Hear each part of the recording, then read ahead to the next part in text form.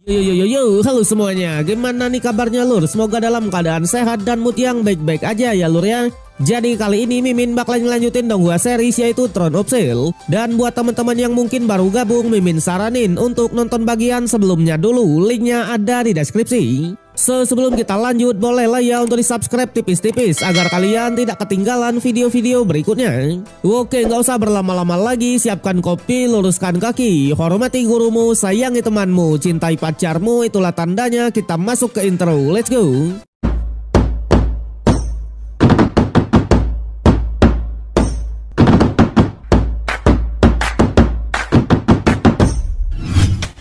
Cerita berlanjut di mana setelah berhasil mempertahankan kuil angin kemarin, di sisi lain Ahbau pun beranggapan kalau kuil angin sudah ia dapatkan. Tentunya ia pun mengatakan kepada Mandy kalau rencana mereka harus dipercepat juga.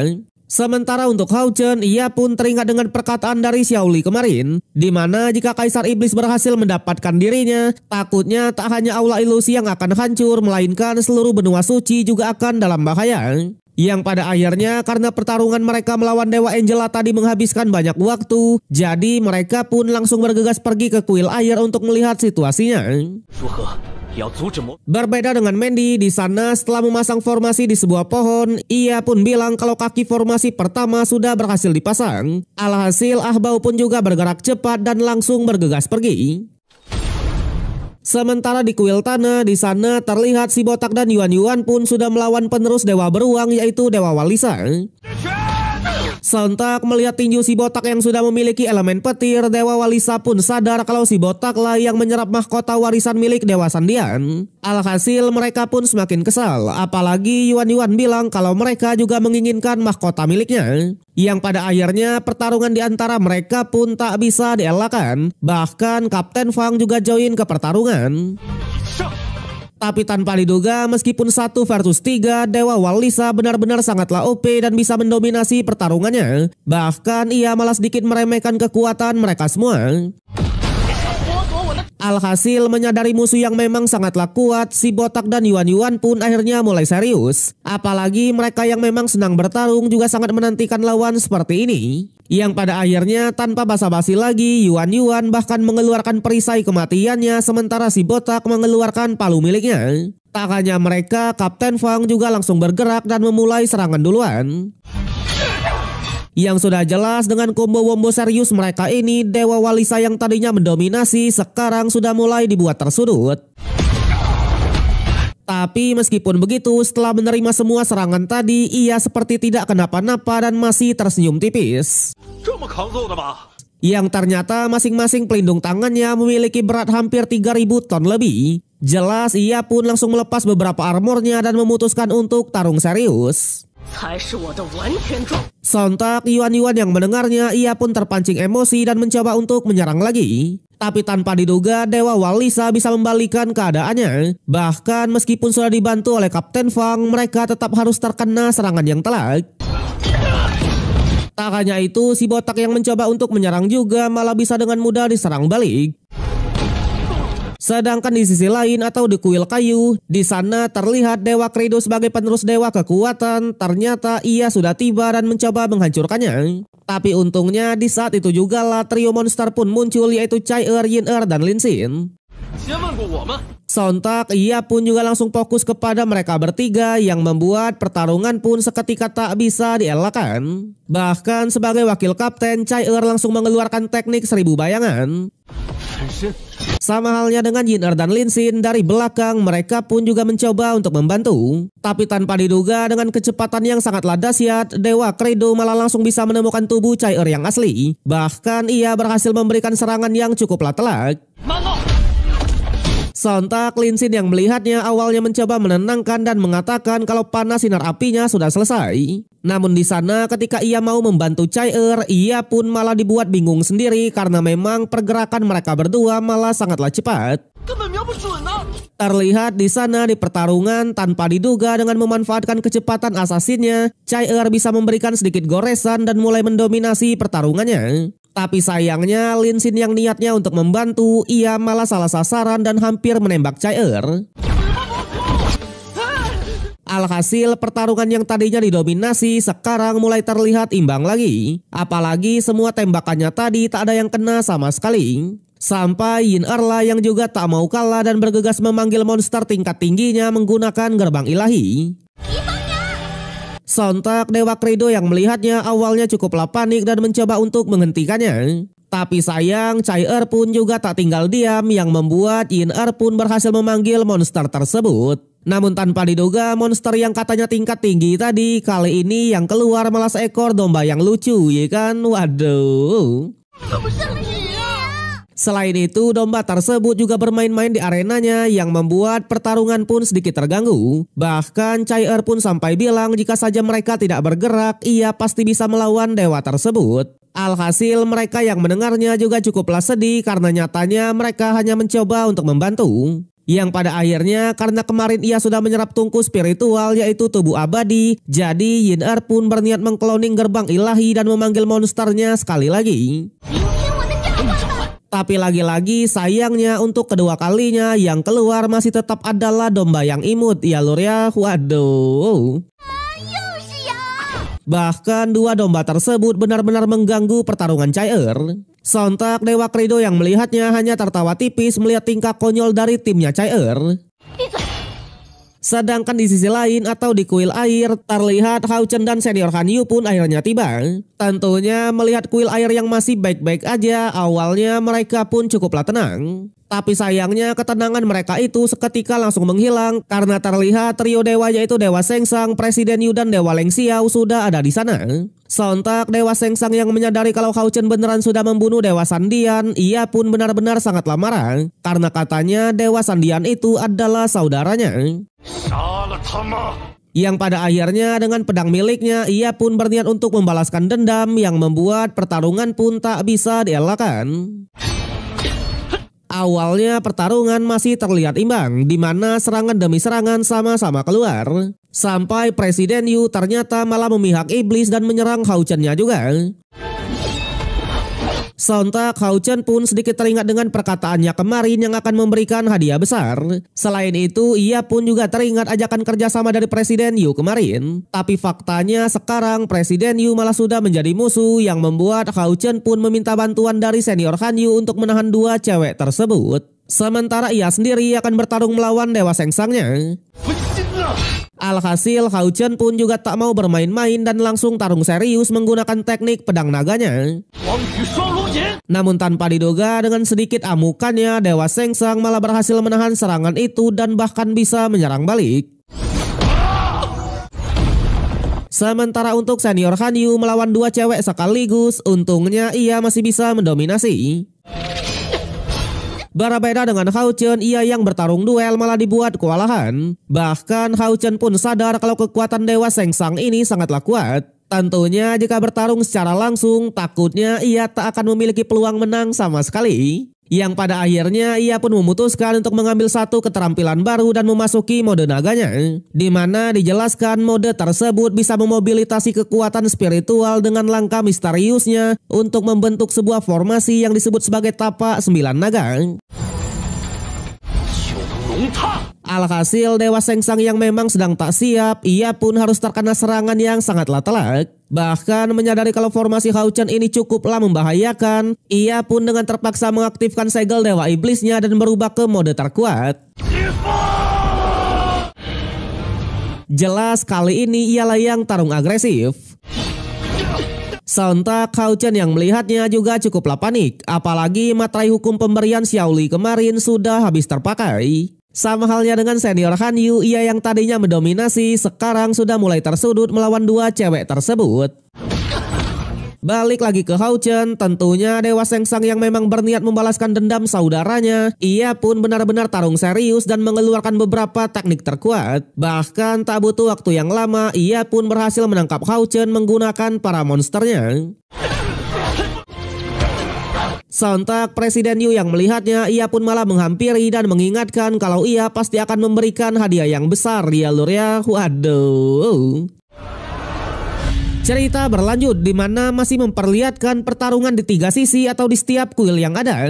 Bahkan di kuil air, Hao Chen yang awalnya bisa mendominasi pertarungan sekarang sudah mulai tersudut karena di sana Dewa Sengsang sudah menggunakan segel Dewa Iblisnya.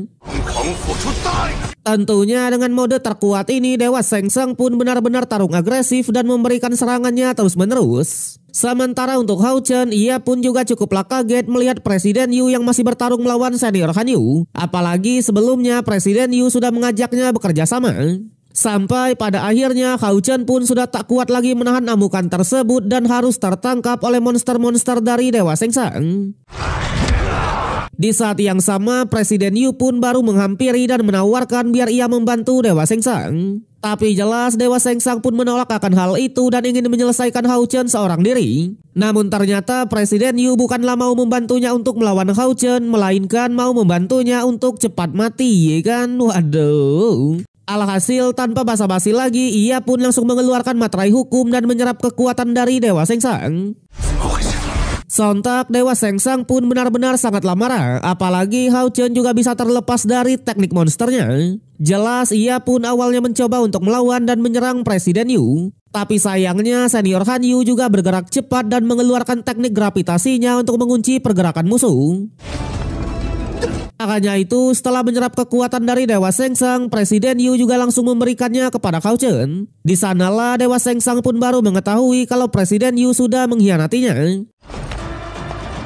Sementara di sisi lain atau di kuil tanah, terlihat pertarungan antara Dewa Walisa versus Trio Barbar pun masih terus berlangsung. Tentunya karena Dewa Walisa memang memiliki fisik yang kuat, jadi Trio Barbar pun mulai tarung serius dan menunjukkan kekuatan aslinya. Alhasil Dewa Walisa yang sebelumnya mendominasi sekarang sudah mulai terseok-seok menghadapi combo-wombo dari mereka bertiga. Sontak ia pun benar-benar sangatlah marah dan akhirnya mengaktifkan segel Dewa Iblisnya. Di mana berbeda dengan yang lain, mode Dewa Walisa ini tidaklah seperti dewa-dewa lainnya, melainkan ia menjadi wujud raksasa. Tapi jelas si Botak dan Yuan tetap tak gentar sama sekali dan langsung menghadapinya. Apalagi di saat yang sama Kapten Fang langsung mengeluarkan materai hukumnya dan menyerap kekuatan dari dewa tersebut. Namun tanpa diduga hal itu tidak terlalu efektif karena terlihat Dewa Walisa masih sangatlah mendominasi. Bahkan setelah kekuatannya diserap oleh Kapten Fang, ia masih sangatlah OP dan tetap bisa menyudutkan mereka bertiga. Bahkan si Botak mau tak mau harus terkena tinju tepat di depan muka, ya kan? Waduh. Sampai setelah ia terpental jauh, si Botak pun tak sengaja melihat bola kekuatan dari Dewa Walisa tadi yang sudah diserap oleh Kapten Fang. Alhasil karena sejatinya kemampuan yang diserap oleh materai hukum bisa digunakan, jadi ia pun langsung menggunakan kekuatan dari dewa tersebut. Dengan ini si Botak pun juga langsung berubah ke wujud raksasa dan berhasil menembus puncak tingkat ke-7. Sontak ia yang tadinya terseok-seok sekarang mulai membalikan keadaannya. Jelas Dewa Walisa sendiri benar-benar sangatlah kesal. Bahkan ia pun akhirnya mengeluarkan teknik terakhirnya yaitu berubah ke mode beruang. Tapi lagi-lagi tak bisa dipungkiri si Botak yang sudah menyerap kekuatan dari Dewa Walisa itu sendiri, ia benar-benar sangatlah OP. Bahkan hanya dengan satu tinjunya saja Dewa Walisa pun harus meninggoy di tempat, iya kan? Wede. Namun minusnya karena musuh sudah meninggoy, jadi si Botak kembali lagi ke mode normal atau kekuatannya sendiri. Sontak Kapten Fang yang melihatnya langsung mengambil mahkota warisannya dan berniat untuk memberikannya kepada si Botak. Tapi jelas karena si Botak sudah mengambil mahkota warisan milik Dewa Sandian kemarin, jadi ia pun memberikannya kepada Yuan. Apalagi kekuatan dari Dewa Walisa sendiri adalah meningkatkan kekuatan yang memang cocok oleh Yuan. Sontak Yuan juga tak keberatan sama sekali. Yang pada akhirnya mereka pun langsung menutup inti energi di kuil tanah dan bergegas kembali ke aula mimpi. Yang sudah jelas di aula mimpi tim mereka lah yang menjadi tim pertama yang menyelesaikan tugas. Tentunya si Auli sendiri sangatlah berterima kasih atas kerja keras mereka semua. Sedangkan di sisi lain atau di kuil kayu, di sana pertarungan antara Chai-Er dan Dewa Credo juga masih terus berlanjut. Tapi sayangnya dua rekan dari Chai-Er ini malah oleng semua dan belum bisa membantu dengan maksimal. Bahkan Yin-Er malah mengeluarkan domba-domba lucunya ya lur ya. Sontak hal itu malah ditertawakan oleh Dewa Kaido-nya yang membuat Chai-Er pun semakin kesal dan terus-menerus memberikan serangannya. Yang sudah jelas sebagai seorang assassin terkuat, Chai-Er bisa mendominasi dan bahkan memberikan tusukan telak. Tapi sayangnya hal itu juga membuat Dewa Kaido pun semakin marah dan akhirnya mengaktifkan segel Dewa Iblisnya. Sejadi kekuatan Dewa Kaido ini adalah pengendalian jarak jauh, di mana ia langsung mengurung mereka di dalam ruangannya. Tentunya semua objek di dalam kurungannya ini bisa ia manipulasi dan dikendalikan sesuka hati. Sontak Chai-Er yang tak expect akan hal itu, ia pun langsung dibuat tersudut. Apalagi Dewa Kaido memanipulasi batu-batu di sana untuk menyerangnya. Jelas Dewa Kaido sendiri sudah merasa di atas angin. Bahkan ia bilang jika saja Chai-Er di tingkat 7 mungkin ia masih bisa bersaing. Tapi untungnya ketika Chai-Er sudah mulai tersudut, barulah dua rekannya pun mengakhiri akting pura-puranya dan bergegas mengeluarkan materai hukumnya. Alhasil kekuatan Dewa Kaido pun perlahan mulai diserap dan kurungannya pun seketika langsung menghilang. Tak hanya itu, Lin Xin sebagai penyerapnya juga langsung menggunakan kekuatannya dan berhasil memberikan serangan telak. Yang sudah jelas Dewa Kaido yang tak expect akan hal itu, kali ini ialah yang harus terseok-seok menerima gempuran dari trio monster. Apalagi Yin-Er langsung mengubah Maido menjadi iblis yang kuat dan memberikan serangannya juga. Tak hanya dia, Lin Xin sebagai calon penyihir terkuat juga tak mau kalah dan mengeluarkan tembakan laser apinya. Alhasil untuk yang kali ini Dewa Kaido pun benar-benar terseok-seok dan harus menerima combo-wombo dari mereka bertiga. Yang pada akhirnya sebagai wakil kapten, Chai-Er lah yang mengakhiri nyawa dari sang dewa, ya kan? Widih. Jelas ia pun langsung mengambil mahkota warisannya dan memberikannya kepada Lin Xin. Apalagi kemampuan pengendalian jarak jauh juga sangatlah cocok untuk Lin Xin. Yang sudah jelas Lin Xin tak menolak sama sekali dan sangatlah berterima kasih. Yang pada akhirnya mereka pun juga bergegas menutup inti energinya dan berniat untuk kembali ke aula mimpi. Tapi di sana ketika mereka mau pergi, Chai-Er seperti menginjak sesuatu dan memunculkan mahkota warisan milik Dewa Masilu. Alhasil Yin-Er yang melihatnya langsung menyuruh Chai-Er untuk segera menyerapnya. Sementara di tempat lain, Mandy dan Ahbao pun akhirnya sudah menyelesaikan semua formasi dan berniat untuk segera mencari Seoli sebagai keilahian. Sama halnya di kuil air, Dewa Sengsang yang sudah diserap kekuatannya tadi, ia juga tak bisa berbuat banyak. Bahkan berbeda dengan dewa yang lain, Dewa Sengsang malah meminta ampun kepada Hao Chen. Bahkan ia tak keberatan sama sekali dan mengatakan soal rencana dari Ahbao. Selain itu, ia juga mencoba untuk menjilat kalau Hao Chen jauh lebih kuat dari Ahbao. Tentunya ia pribadi mau mengikuti Hao Chen dan menjadi pengkhianat seperti Presiden Yu. Tapi ternyata itu tadi hanyalah sandiwaranya dan ia pun mencoba untuk menyerang. Untungnya senior Hanyu sebagai kesatria pelindung, ia pun langsung bergerak cepat dan mengeksekusinya di tempat itu. Dengan ini Dewa Sengsang pun juga harus menghilang dari dunia dan hanya menyisakan mahkota warisan saja. Jelas Hao Chen pun hanya bilang kalau selanjutnya adalah giliran yang mulia Ahbao mereka, ya lur ya, widih. Sontak Presiden Yu yang melihatnya juga cukuplah puas dengan kerjasama mereka ini. Apalagi Hao Chen juga langsung menutup inti energi dari kuil airnya. Yang ternyata dengan tertutupnya inti energi, maka hal itu akan menciptakan sebuah ilusi di mana keempat kuil seolah-olah sudah dikalahkan semua. Dengan begitu Ahbao pasti akan bergegas pergi ke aula mimpi. Jelas tugas mereka hanyalah menghadangnya saja untuk bertarung secara adil.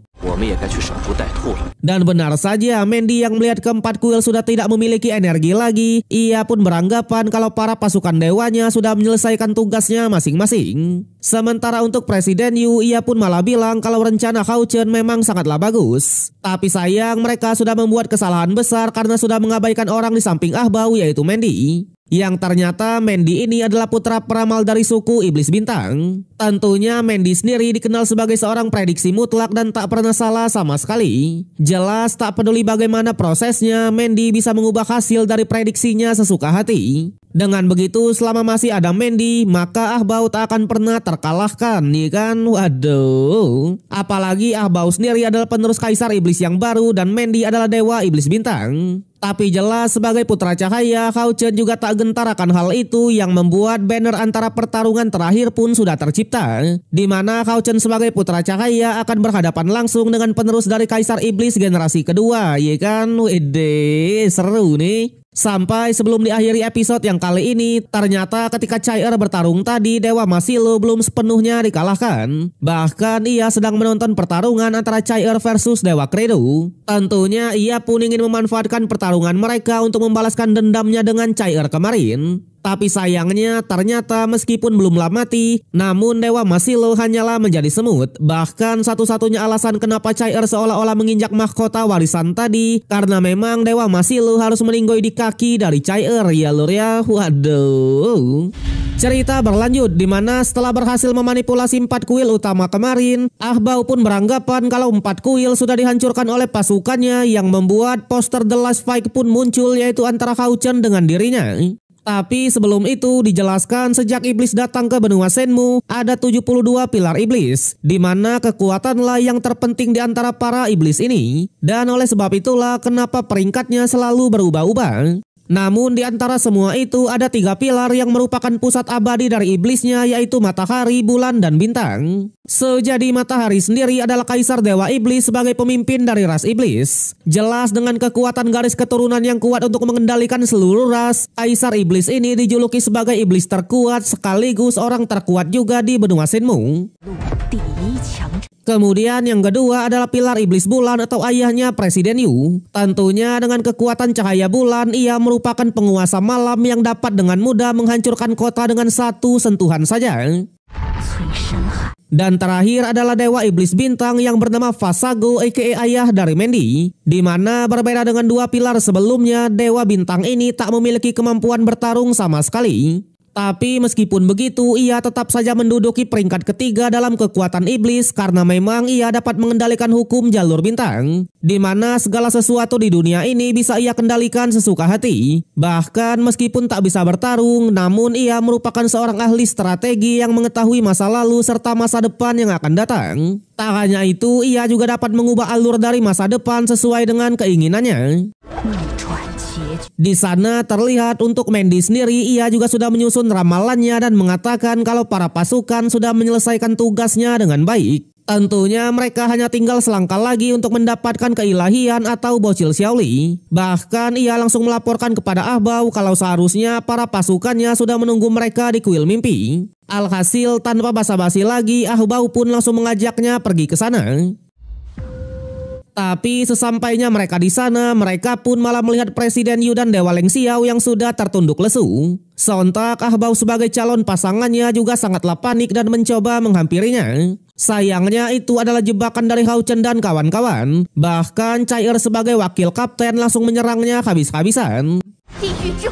Tak hanya dia, Yuan, Lin Xin dan si botak juga tak mau kalah dan bergegas menyerang juga. Tapi sayangnya di hadapan dari King Ahbao, mereka bertiga masih bukanlah apa-apa dan bisa dengan mudah diatasi. Sampai Hao Chen dan senior Han Yu pun juga menunjukkan diri dan join ke pertarungannya. Bahkan Hao Chen sampai menggunakan teknik dari Dewa Sengsang yang memang sudah ia kalahkan kemarin. Tak hanya itu, kali ini Hao Chen juga langsung mengeluarkan pedang miliknya dan mencoba menggempurnya secara langsung. Tapi jelas di hadapan dari sang penerus Kaisar Iblis, semua itu masih bukanlah apa-apa. Bahkan Ahbao pun hanya tersenyum tipis melihat trik yang mereka lakukan ini. Namun tentunya alasan Hao Chen menggunakan trik ini untuk membuat Ahbao lengah karena memang mereka sudah menyiapkan sebuah formasi juga. Awalnya Presiden Yu yang melihatnya mencoba untuk pura-pura membantu. Tapi jelas Chai-Er tak membiarkannya begitu saja dan langsung membuatnya pingsan. Sementara untuk Hao Chen, ia pun hanya bilang siapapun yang ingin menghancurkan aula ilusi maka harus segera dihukum. Yang pada akhirnya tanpa basa-basi lagi, mereka pun langsung mengaktifkan formasi 4 pilarnya dan mencoba mengunci pergerakan dari kedua dewa tersebut. Jadi formasi 4 pilar ini mengandung kekuatan hukum dari seluruh aula ilusi. Tentunya meskipun mereka adalah penerus dewa, tapi mereka tak akan bisa meloloskan diri. Apalagi formasi ini juga secara perlahan akan menghilangkan semua kemampuan mereka. Di sanalah Mandy pun baru mengetahui kalau 4 kuil suci ternyata tak hancur sama sekali. Bahkan 4 penerus dewanya lah yang harus mati di tangan musuh. Jelas ia pun sadar kalau semua ini pasti adalah ulahnya keilahian yang memang bisa mengendalikan hukum di sini. Yang tanpa diduga setelah mendengar itu, Xiao Li pun malah muncul sendiri dan mengatakan kalau kekuatan hukum yang mereka gunakan sekarang lebih dari 1000 kali lipat dari pewaris lainnya. Tentunya mau itu Ahbao ataupun Mandy, mereka pasti akan mati di sini. Sontak Hao Chen yang melihatnya tetap saja cukuplah kesal melihat Xiao Li yang malah memunculkan diri. Sementara untuk Xiao Li, ia ternyata tidaklah terima atas kelancangan dari para penerus dewa ini. Tentunya atas nama dari Dewi Alam, ia ingin turun tangan sendiri untuk menghukum para penjahat ini. Sontak Ahbao yang melihatnya, ia malah tersenyum tipis dan mengatakan kalau dengan cara inilah keilahian akhirnya muncul juga. Yang ternyata dari tadi mereka berdua ini hanya pura-pura kesakitan saja. Bahkan dengan kekuatan dari Mandy yaitu pembalik hukum, ternyata mereka bisa melepaskan diri dengan mudah. Jelas Xiao Li sendiri bahkan dibuat kaget karena katanya aturan di dalam aula ilusi malah bisa diubah oleh mereka. Selain itu, Mandy pun hanya mengatakan kalau langkah terakhirnya sudah resmi selesai. Tentunya sekarang seluruh aula ilusi ini berada di bawah kendali dari Ahbao. Bahkan keilahian secara tidak langsung juga sudah di tangan mereka. Dan benar saja di saat itu juga lah Hao Chen dan kawan-kawan pun ditangkap satu persatu termasuk Xiao Li itu sendiri. Bahkan formasi yang mereka keluarkan tadi sekarang berbalik kepada mereka sendiri. Sontak Xiao Li yang melihatnya, ia pun hanya menanyakan bagaimana caranya mereka bisa mengubah aturan di sini. Alhasil Mandy pun menjelaskan kalau Xiao Li memang bisa mengatur formasi dari 4 pilarnya. Yang ternyata segel yang dipasang mereka di setiap sudut kemarin yaitu membentuk formasi juga untuk membalikan aturan yang ada di sini. Sontak Xiao Li pun lagi-lagi sangatlah kaget karena katanya tak mungkin ia tak bisa menyadarinya. Di sanalah Hao Chen pun juga baru menyadari kalau para pewaris yang menyerang 4 kuil kemarin hanyalah pancingan saja agar Ahbao dan Mandy bisa memasang formasi pembalik ini. Tentunya tujuannya hanyalah satu, yaitu memancing Xiao Li keluar. Alhasil Ahbao yang mendengarnya sedikit memberikan tepuk tangannya karena memang Hao Chen sudah menebaknya dengan benar. Sedangkan untuk Xiao Li, tanpa diduga ia masih bisa melepaskan diri dan mencoba untuk melawan menggunakan teknik naga perinya. Sejadi naga peri itu adalah dewa pelindung yang sebenarnya yang menjaga aula ilusi, di mana ia memiliki jutaan kekuatan spiritual. Tentunya ia pun menegaskan meskipun harus mengorbankan dirinya sendiri, ia tetap akan mengeksekusi mereka semua. Tapi sayangnya bacotan tersebut tak berpengaruh sama sekali dan Xiao Li lagi-lagi bisa ditangkap. Bahkan formasi pemanggilannya tadi juga tak bereaksi sama sekali. Yang ternyata naga peri yang dikatakan oleh Xiao Li itu adalah kakek legend hijau yang memimpin mereka ketika memasuki aula kemarin. Sontak Mandy yang mendengarnya hanya mengatakan kalau naga peri sudah tertidur pulas. Karena nyatanya sebelum masuk kemarin ia sudah menguncinya dengan segel miliknya. Jelas Xiao Li pun lagi-lagi sangatlah kaget karena ternyata sekelas naga peri sudah terkena jebakan sedari awal. Apalagi karena ia sudah memutuskan untuk memanggil naga peri, jadi secara tidak langsung kekuatan Xiao Li ini perlahan mulai melemah. Sontak Mandy pun hanya mengatakan kalau seluruh kejadian di dalam aula ilusi ini sudah ia perhitungkan semua. Bahkan Hao Chen yang awalnya sempat mengacaukan ramalannya, sekarang ia pun menantang apakah Hao Chen bisa menghancurkan permainannya ini. Waduh. Sejadi kekuatan ramalan Mandy ini disebut sebagai Astro Label, di mana ia pun bilang perjalanan mereka ke aula ilusi untuk mendapatkan keilahian ini, poin yang paling penting hanyalah menyuruh keilahian untuk muncul sendiri. Tentunya mereka pun awalnya berencana untuk menghabisi semua manusia termasuk naga peri dan membuatnya muncul sendiri. Tapi tanpa diduga malah ada Hao Chen yang sempat mengacaukan ramalannya. Alhasil ia pun mencoba untuk memodifikasinya lagi. Bahkan kali ini sebanyak 126 kali ramalan untuk memastikan kemenangan mereka. Yang pada akhirnya tak peduli bagaimanapun prosesnya, hasil akhir tetap adalah sama, yaitu Ahbao berhasil mendapatkan keilahian. Jelas Mandy sendiri tetap saja cukuplah kagum karena menurutnya sebagai manusia biasa mereka sudah bisa mengeksekusi 6 penerus dewa dan membuat jebakan seperti ini. Tapi sekarang keadaan sudah benar-benar berbalik dan tetap sesuai dengan ramalannya. Bahkan ia pun lagi-lagi menantang apakah Hao Chen bisa mengacaukan permainannya. Alhasil Mandy pun hanya mengatakan kalau semua tugasnya akhirnya sudah selesai dan sekarang tinggal giliran Ahbau lah yang mengambil sendiri keilahiannya. Yang pada akhirnya scene pun sesuai dengan apa yang diprediksi oleh Mandy kemarin, di mana Ahbau beneran mendapatkan keilahian. Sementara di sisi lain, Kaisar Dewa Iblis pun menghampiri Dewa Vasago dan menanyakan soal keadaannya. Sontak Dewa Vasago pun bilang kalau ia sudah merencanakan segalanya, tapi bisa mendapatkan keilahian atau tidak itu masih tergantung dengan Kaisar itu sendiri. Balik lagi ke Aula Ilusi, tanpa diduga Xiaoli yang tadinya sudah tertunduk lesu, sekarang tiba-tiba malah bangkit melawan dengan mengeluarkan suaranya Hao Chen. Yang ternyata keilahian yang asli sudah disembunyikan Hao Chen ke dalam Tower Eternal atau tempatnya Dewa Necromancer. Bahkan dengan kalung Necromancernya, Hao Chen malah bisa menukar tubuhnya dan bergegas membawa kedua dewa tersebut ke dalam Tower Eternal. Sejadi ini adalah tanah segel di dalam Tower Eternal, di mana di sana Dewa Mandy dan Ahbau sudah dikunci pergerakannya. Selain itu, Dewa Necromancer sendiri juga mengatakan siapapun yang berani menyinggung penerusnya, maka ia akan dijadikan makanan untuk para rohnya ini dan akan tidur lelap di sini. Tentunya mereka berdua tak akan pernah bisa keluar sampai kapanpun. Sontak Mandy yang melihat semuanya akhirnya menyadari alasan kenapa Astro Labelnya memunculkan wajah Hao Chen. Ternyata pelindung dari Hao Chen jauh lebih tinggi dari apa yang ia bayangkan, yaitu sang dewa kegelapan, yaitu Yelai Kese. Sedangkan di dunia luar, tentunya Xiaoli pun sangatlah berterima kasih kepada Hao Chen. Jelas mereka semua benar-benar sangatlah senang. Apalagi di dalam tanah segel, Ahbau dan Mandy benar-benar menjadi makanan untuk para roh di sana, ya kan? Waduh. Sontak Mandy yang melihatnya, ia pun hanya bisa meminta maaf karena sudah membawa Ahbau dalam bahaya. Terlebih lagi dalam sini ia tak bisa menggunakan ramalannya sama sekali. Sementara untuk Ahbau, ia pun hanya bilang kalau langkah terakhir Mandy memang sudah selesai. Tapi untuk dirinya sebenarnya langkah pertamanya baru saja dimulai ya lur ya. Wede, semakin seru nih. Tapi sayangnya episode yang kali ini harus berakhir sampai di sini. So, terima kasih untuk semua yang sudah menonton. Sampai jumpa di konten berikutnya. See